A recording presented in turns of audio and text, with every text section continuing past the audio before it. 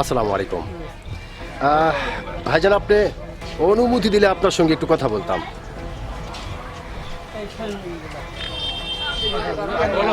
ভয় পাচ্ছেন? সমস্যা নেই, কোনো সমস্যা নেই, বলেন, আপনি বলেন।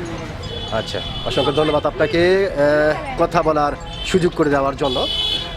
তো ভাইজান, সর্বপ্রথমে জানতে চাচ্ছি আপনি কেমন আছেন? আলহামদুলিল্লাহ, যে আপনি ভালো আছেন। ভাইজান, আপনার নামটা জানতে পারি? মোহাম্মদ আব্দুর রাজ্জাক, চমৎকার একটি নাম আপনার। অত্যন্ত চমৎকার একটি নাম আপনার, এবং আপনার নাম শুনে এবং মোটামুটি আপনাকে সামনাসামনি দেখে যেটা বোঝা যাচ্ছে, আপনি অত্যন্ত একজন সাহসী মানুষ, এটা কিন্তু দেখেই আপনাকে বোঝা যাচ্ছে। তো ভাইজান, আপনি কি ভোটার হয়েছেন? ভোটার হয়েছেন কোন দেশের? বাংলাদেশের। অসংখ্য ধন্যবাদ যে আপনি বাংলাদেশের ভোটার হয়েছেন। তো ভাইজান, যেহেতু বাংলাদেশের আপনি অত্যন্ত একজন সাহসী মানুষ এবং বাংলাদেশের ভোটার, বাংলাদেশের নাগরিক, সেই ক্ষেত্রে একটি বিষয় আপনার কাছ থেকে জানতে চাচ্ছি।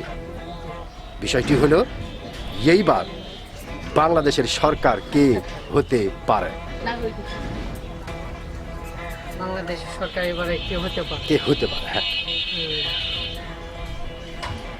এই আমরা তো সাধারণ মানুষ, সেই সম্পর্কে আমার অত বড় অভিজ্ঞতা নেই। আমরা কোনো রাজনীতি, হ্যাঁ, সাধারণ মানুষ হিসাবে আপনার আইডিয়া যেটা বলে আপনার, হ্যাঁ, এটা কোনো মতামত কারো বাইরে জাস্ট আপনার আইডিয়া, কারো ভয়ে বা এরা বলতে হবে ওইরকম সাধারণ এটা কথা আর কি। হ্যাঁ, এবারে যেটা দেখা যাচ্ছে, মানে জনগণ বলতেছে আর কি, সেই হিসাবে বোঝা যাচ্ছে যে বিএনপি সরকার ক্ষমতায় আসতে পারে।